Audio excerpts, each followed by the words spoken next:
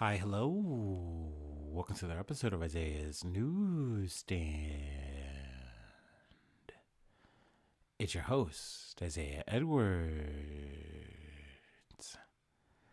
The date is May the 10th, 2025. Hopefully, this episode finds you well, in good spirits, and high hopes. As for me, I'm doing pretty good. It's been a solid Saturday for me.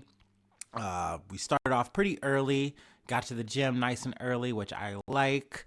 Overall, no complaints. It was a nice, good, heavy lifting day. So that was much appreciated that I didn't have any jam ups in that regard. Let's see. Outside of that, we just kind of came home and we've been hanging out and, now doing some, podcasting. Last night, we did have a bit of a food corner. I decided to treat myself and I got a pizza from Domino's. I still had some redeem points, so I was like, you know what? A free pizza? Yeah, I'll take it. I got the pineapple and bacon stuffed crust pizza, and it was very good. It was very yummy. Housed a whole medium by myself, no help. I will say that's maybe the one caveat I've had for last night and today is just that, like, last night I pretty much, after I ate, I was very tired and I just went to sleep and I didn't do much after that. Pretty much just had a couple of sleeping sessions and that was about it. I was supposed to like do some chores and yada yada yada, but I didn't do that. And then today my stomach has just been really rough. So that's been a bit of a snag, but outside of that, we've been pushing through, getting things done. So, trying not to complain. It's been a good day. And, it's nice to eat a whole pizza sometimes, just get back to your roots. I will say, I've mentioned it before earlier this week. It's just things haven't been clicking really great diet wise, I guess. Like overall, working out has been solid, no complaints, but for some reason I just haven't really been able to get the diet locked in. I'm blaming the big chicken thighs or whatever, but I'm hoping after today, or at least come Sunday, we'll get back on the rails, back on track, and hopefully I get back to seeing the results I'm trying to see. But overall, I'm not harping on it too much. Just really, just hopefully, getting better in the tummy department. But yeah, let's go ahead and do our startup and we will get into some news.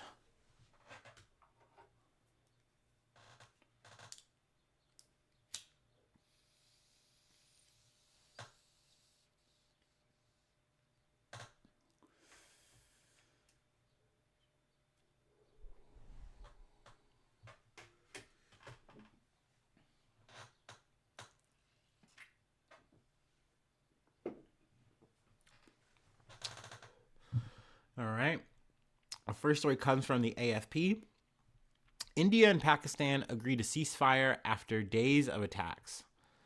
Pakistan and India agreed Saturday to a full and immediate ceasefire after days of deadly jet, fighter, missile, and drone and artillery attacks. News surprisingly announced by U.S. President Donald Trump, who congratulated them on using common sense.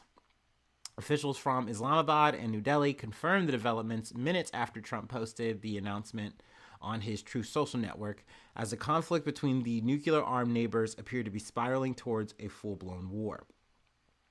So yeah, when I initially heard this story, it came via Trump saying it. So I kind of waited a few hours to be like, is this for real? Like, how concrete is this? And it turns out both sides have said, yes, this is a, certified ceasefire. Both sides, though, have said, hey, we feel like the other side isn't sticking to it. Things are still happening. What the hell? What's up? What the helly? No, paraphrasing a bit there. But hopefully this is something that does bring the tensions down and things don't continue to escalate. I think there's been like a grand total of about 60 people who have died, since this has really kicked off, since the initial strike from whatever the Pakistan insurgency was. It killed 26 in that massacre. So, hopefully we see a de-escalation of tensions from here and not an escalation. Felt like that was a good place to start, though, with at least, semblance of some good news. Let's go ahead and move on to another story that I would deem as good from CBS News. Rumesa Ozturk released from ICE after judge orders tough student to be freed on bail.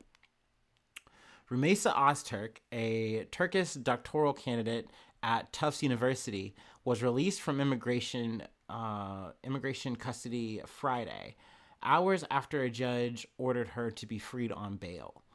U.S. District Judge William Sessions, who is presiding over the case, said at the conclusion of Friday's bail hearing that Ozturk raised very substantial and very significant claims that her First Amendment and due process rights were violated when she was taken into custody following the Trump administration's revocation of her student visa in March. Her continued detention cannot stand, he said. Ozturk was released by the government later Friday afternoon. One of her attorneys, Sonia Levitova, confirmed to CBS News. The government sent masked, plainclothes agents to kidnap Rumeysa off the street and lock her up for writing an op-ed. She had been a political prisoner for 6 weeks. Now that she's freed and can resume her studies and rejoin her community at Tufts, we look forward to seeing the government in court to vindicate Rumeysa's rights in full, Levitova said in a statement. Ozturk was held at an immigration facility in Basile, Louisiana, where she was transferred after she was detained in Massachusetts. But the court said she can now return to her home in Somerville, Massachusetts, with no travel restrictions. The bail hearing in her challenge to her confinement came after a federal appeals court ruled Wednesday that the Trump administration had until May 14th to comply with the district court's order to transfer Ozturk to immigration custody in Vermont. Ozturk, who appeared remotely from Louisiana and testified before the court, was seen hugging her lawyer after Sessions delivered his decision from the bench. It's crazy that all of this from the Trump administration hinges off of this op-ed in which she was more or less just critical of Israel. There was no support of Hamas. And not to mention, this is all under her, rights and under free speech. But essentially, the Trump administration said, no, we don't like it. What we feel like you're doing is anti-Semitic and it's combative to Jewish people. So, yeah, we are going to revoke your visa. We are going to detain you. We are going to potentially get you kicked out of this country. All these things you shouldn't be able to do. Especially with this is the only thing you are hinging it on is just this op-ed. So, I mean, I'm glad that there was a judge who said, look, this is ridiculous. This is insane. Like, let this person out. Let this person go back to their home. They shouldn't be here. They shouldn't be in this situation, in terms of being detained in Louisiana and all that. So I'm happy to see another person out. Hopefully, she can remain here and, things, once again, don't escalate and don't get worse for Ozturk. Once again, for doing what she should be allowed to do as a U.S. citizen, you know what I mean? Or at least a person with a visa, right? Like, at the end of the day, you should have these kind of rights. They shouldn't be stripped from you just because the government doesn't like what you have to say.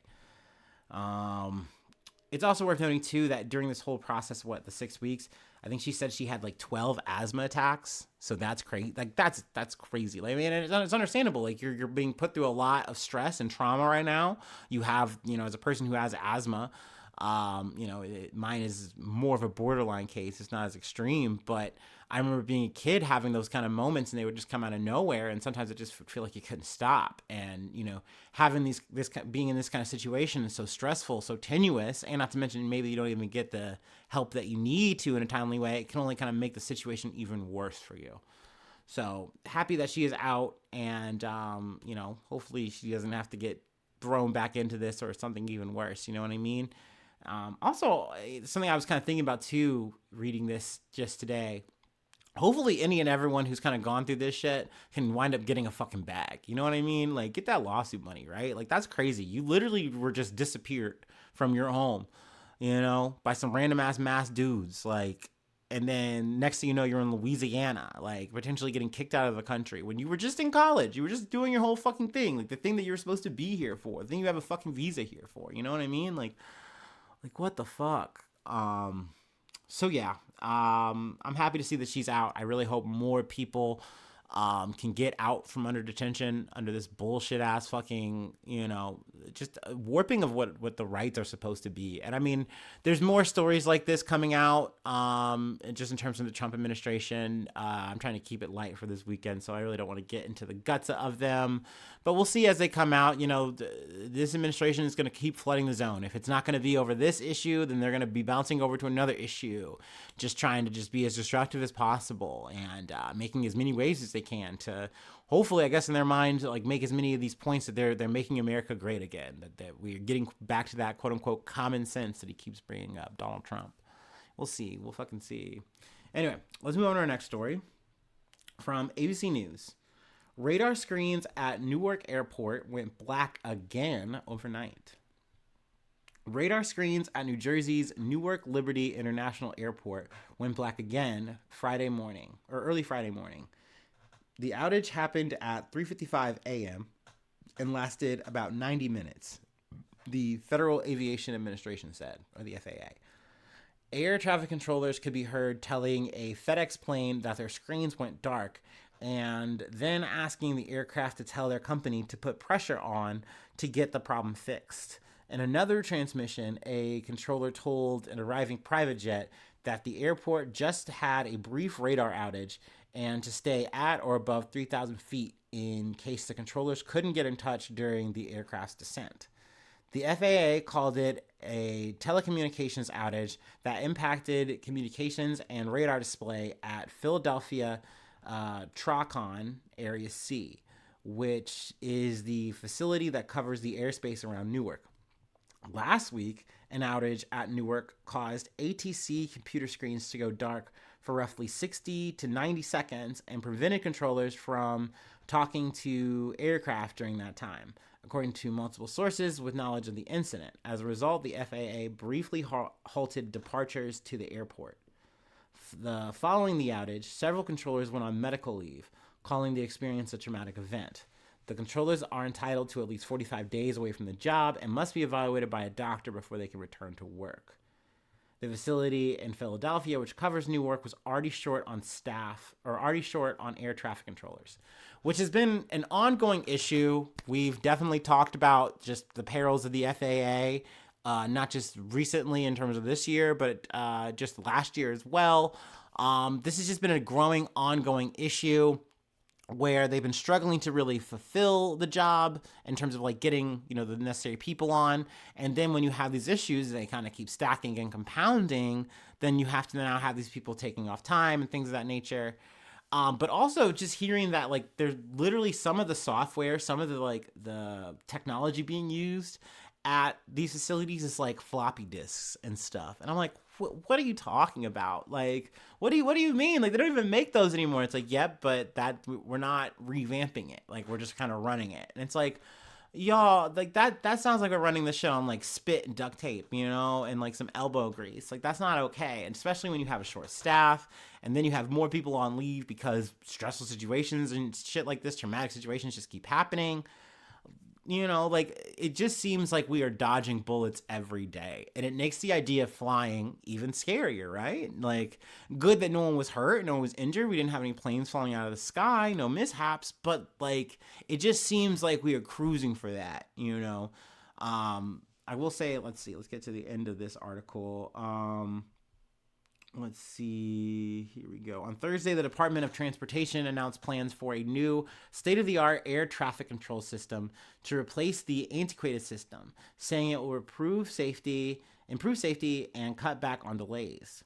Changes include swapping out old telecommunications for new fiber, wireless, and satellite technologies, installing new modern hardware and software, replacing 618 old radars, and building new 6 air traffic control centers and replacing towers, the Transportation Department said.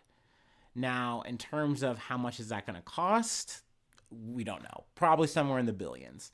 In terms of like how long is it going to take, anywhere from like 3 to 4 years. So the remainder of this administration at least. That being said, I think seeing any progress here would be good.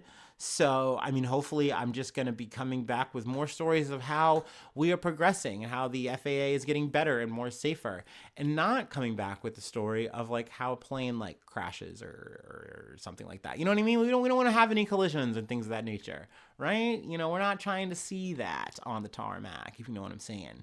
Anyway, that is going to be that. Let's go ahead and move on to our last story, and it is we're going into the courtroom in a way that I've never really gone to the courtroom before, but it looks like it's the future? Question mark? I don't know. We got to talk about it. See if we're talking about a bright new tomorrow or something just very grim and highly digital. Anyway, let's go ahead and take our last break, and we'll go ahead and decompress this.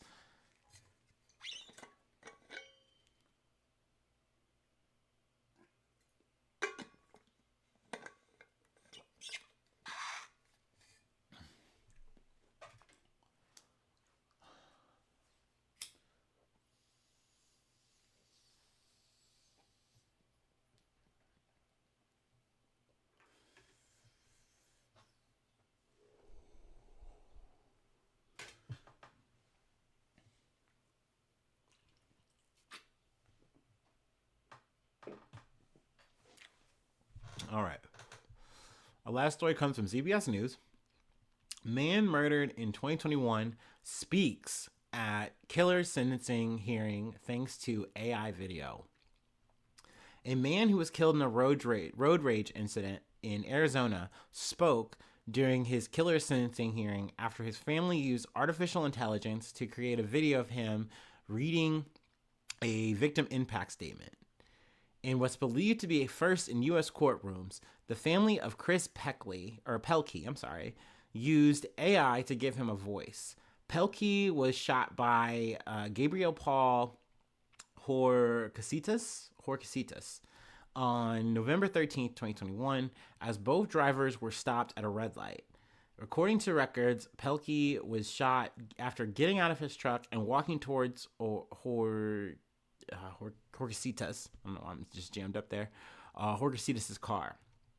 The AI rendering of Pelkey told the shooter during the sentencing hearing last week that it was a shame that they had to meet under those circumstances, and that the two of them probably could have been friends in another life. I believe in forgiveness and in God who forgives. I always have, and I still do, Pelkey's avatar told Gabriel Paul Horcasitas. The AI version of Pelkey went on to share advice for people to make the most of each day and to love each other, not knowing how much time they have, one might have left. I mean, that all sounds well and good, but it's eerie to me. It's just weird. And I have the thumbnail, like on the, what is it? On the left, you have actual Pelkey, and then on the right of it, you have the AI. Eerily similar, especially if you're just looking at a still. When you watch it talking, kind of like just anything with AI, as you see it in motion, you see it actually, like, stare at it long enough, whatever. You see, like, okay, yeah, this is uncanny. There's something off about this. This is weird. It's not a person, right? But, I mean, it's saying things. It's talking. And, is that the person? And to me, no way. And don't get me wrong, the family's like, hey, we wanted to do this. We think that this is a very useful way to kind of really put Pelkey, our family member or whatever, like actually out there, so he can actually have a voice and a presence here.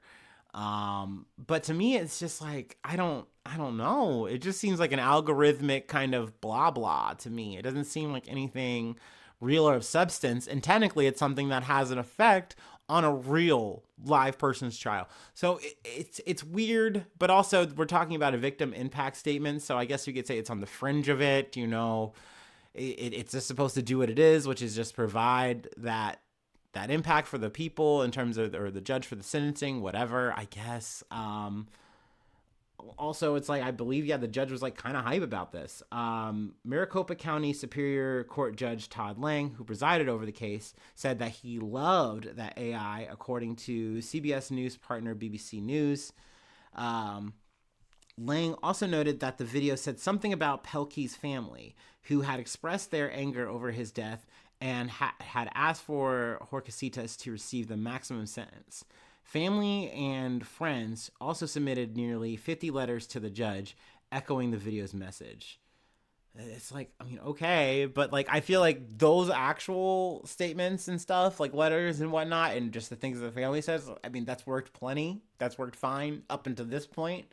I don't feel the need to like add AI to this, or it's like, well, now we can actually have the victim in the room, because once again, no, you're not, like, that's not him. That's just a mishmash of things you plugged into an algorithm, and now it's spit back to people.